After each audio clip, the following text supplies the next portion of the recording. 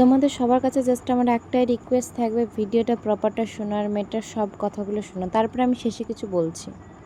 আমি ছোট ছিলাম তখন আমার 11 বছর ছিল এবং ও আমাকে ফুসলিয়ে নিয়ে গিয়ে বিয়ে করছে। বর্তমানে আমার চলতেছে 13 বছর। এর ভরণ পোষণের কথা বলতে গেলে এখন বর্তমানে আমার আব্বু আম্মু আছে। 2 মাস রিলেশন করার পরে তখন ও আমাকে নিয়ে যায়, পালিয়ে নিয়ে যায়। পালিয়ে নিয়ে গিয়ে একটা কাজের কাছে ঘরোয়াভাবে বিয়ে করায়। এই বিয়েটা হইছে একটা লটারির মাধ্যমে। যখন আমরা কোর্টে যাই, যাওয়ার পরে এই কাবিনটা দেখাই, তখন সবাই বলে যে এটা তোর বিয়ে হয় নাই। এতটুকু বাচ্চার সাথে সবাই চিট করছে। বিদেশে আমার মা যখন ছিল, ও আমার মাকে হুমকি দিত যে তুই বাংলাদেশে আসলে তোরে মাইরা ফালাবো। আমার আব্বু গাড়ি চালাইতো, রাস্তাঘাটে বলতো যে তুই যেইখানে যাবি তোরে যেইখানে পামু ওইখানেই মাইরা ফালায়া থুয়া দিমু। তো ও আমাকে বলছে যে চলো, আমাদের দুজনের ফ্যামিলিতে একজনও মানবে না, তুমি আমার সাথে চলো, আমি তোমারে নিয়ে যাই। তখন এইসবের পাশে ছিল ওর ভাই, ছিল ওর খালাতো ভাই, ছিল ওর বেস্ট ফ্রেন্ড ছিল বিপ্লব, এবং অয়ও ছিল। ওর আরো 2-3টা ফ্রেন্ড ছিল। সবাই মিলে আমারে নিয়ে গেল কেরানীগঞ্জ এক জায়গায়।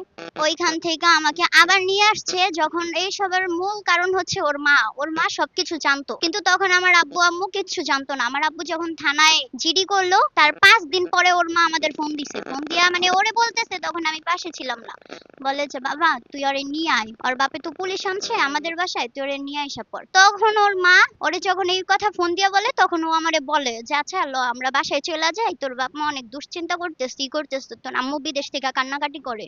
তারপরে সে ও আমাকে নিয়ে আসছে, এবং নিয়ে আসছে ঠিকই, কিন্তু ও আমাকে খাওন খরচ কিচ্ছু দিত না। ওদের বাসায় থাকতে এক বাসার ভিতরে, সত্যি কথা বলতে কি, এক রুমের ভিতরে এরকম 3 ভাই, 3 ভাইয়ের বউ নিয়ে এবং একটা মা নিয়ে কেউ কোনোদিন থাকতে পারে না।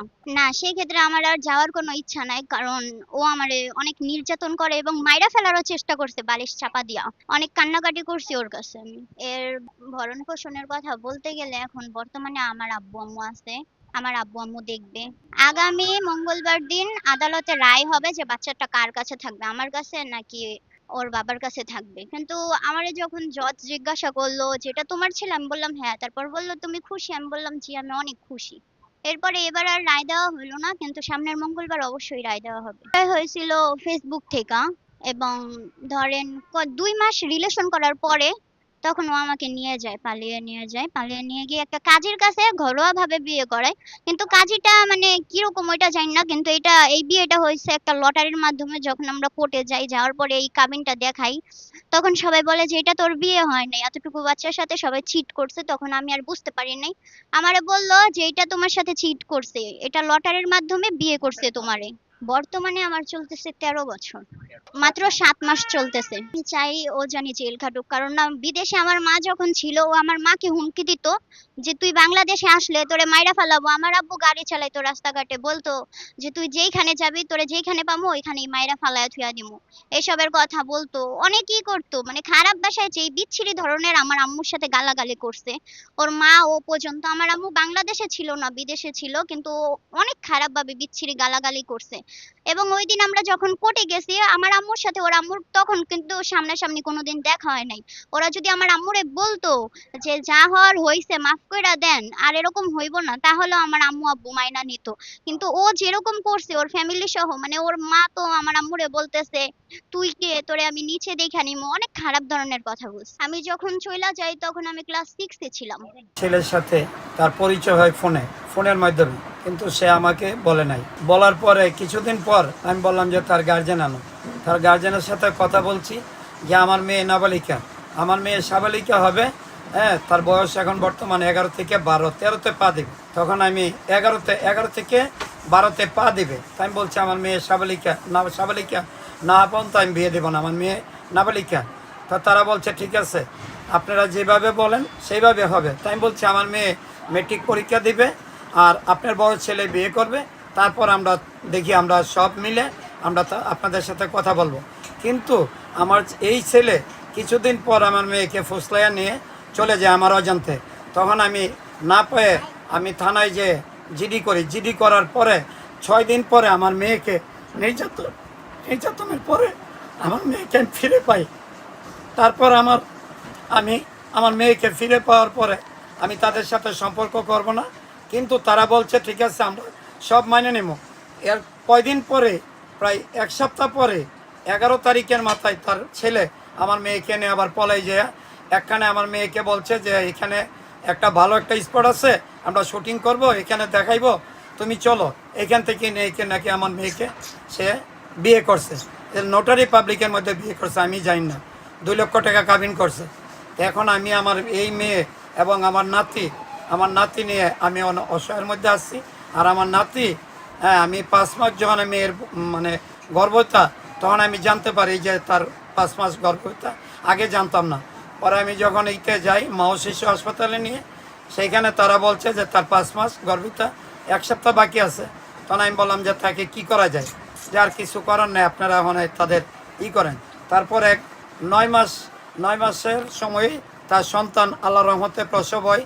কিন্তু তারা এই ছেলেকে তারা 7 মাস, যখন 3 মাসের সময় আমার নাতিকে তারা নিয়ে যায়, পলায় নিয়ে যায়, নিয়ে আমার বাসা থেকে পলায় নিয়ে যায়। নিয়ে যাওয়ার পরে আমার মেয়েকে সে মারধর করে, আমার মেয়েকে টর্চারিং করে, খাওয়ায় না, খাওয়ান পরান কিচ্ছু দেয় না। তখন সে চলে আসে। তখন আমি আমি আমি সরকারের কাছে বিচার চাই, মাননীয় প্রধানমন্ত্রী জনাব তারেক রহমান সহ আমি সরকারের কাছে বিচার চাই যে আমার এই নাবালিকা মেয়ের যে ইজ্জত নষ্ট করছে, আমার নাবালিকা মেয়ের ইজ্জত থানির আমি সম্মান যাতে ফিরে পাই।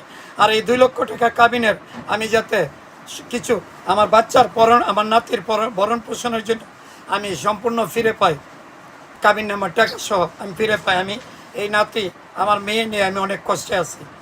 আমি আর কিছু চাই না, আপনাদের কাছে আবেদন। আর আমার এই যে আমার মেয়ের যে ইজ্জত নষ্ট করছে, আর চাই না আমি কোনো মার বোনের যেন এরকম ইজ্জত নষ্ট করে বা এরকম সম্মানহানি করে। তার আমি দৃষ্টান্তমূলক শাস্তি চাই এই ছেলে শাকিলের। আচ্ছা, তো তোমরা আশা করছি পুরো ভিডিওটা দেখে নিয়েছো।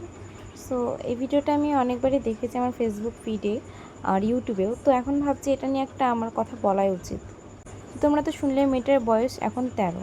তো বর্তমানে এই 13 বছর বয়সে আমার কথা হলো প্রথমে যে ঠিক আছে, বিয়ে হয়েছে, বাচ্চা হয়েছে, ওর সাথে ফ্রড হয়েছে, সব মানলাম। কিন্তু তোমরা আমাকে আগের এটার উত্তর দাও যে মেয়েটা এই 11 বছর বয়সে ফোনটা পেলো কোথা থেকে, আর ওর রিলেশনশিপের কী বুঝে। আর আমি যেটা ভিডিওটা দেখে বুঝলাম যে ওর মা বাবা থেকে বিদেশি, তার মানে ও নানা নানির কাছে থাকে, ও দাদু দিদার কাছে থাকে, নয়তো কাকা জ্যাঠার কাছে থাকে।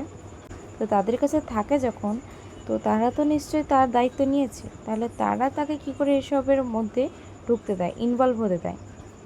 এখানে যেমন মেয়েটার দোষ আছে, মেয়েটার বয়সই কম, তো মেয়েটার তো না বুঝেই এই কাজটা করেছে, ঠিক আছে। কিন্তু এখানে প্রপার দোষ হলো ফ্যামিলি মেম্বারের।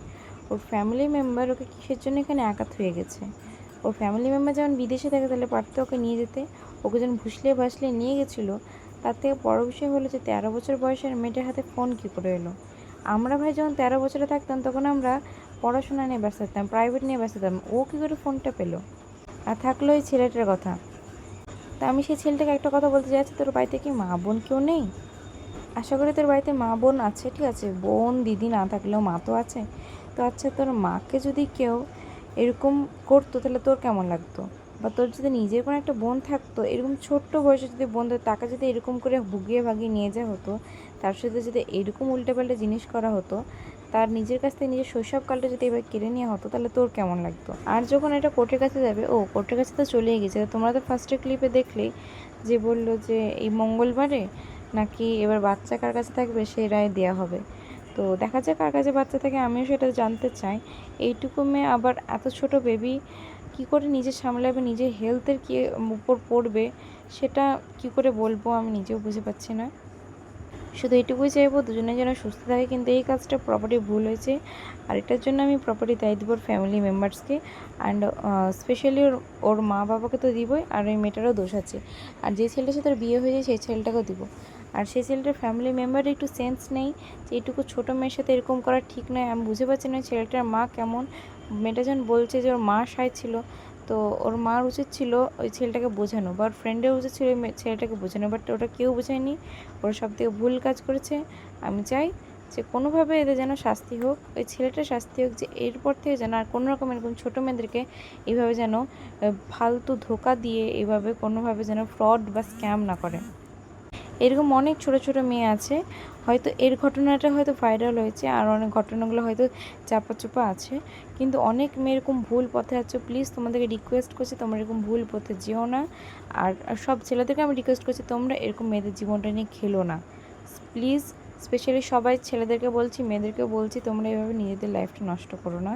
আর ছেলেরা প্লিজ অ্যাটলিস্ট মেয়েদেরকে একটু সম্মান করতে শিখো, আর মেয়েদের একটু লাইফের ব্যাপারে ভাবো। তোমার বাড়িতে মা বোন আছে, ফিউচারে তুমিও কারোর বাবা হবা। সো তোমাদের সবাইকে আমি রিকোয়েস্ট করছি। সো ভিডিওটা ছিল এইটুকুই। Thanks for watching. ভিডিওটা ভালো লাগলে অবশ্যই বেশি বেশি করে কমেন্ট করো। টাটা।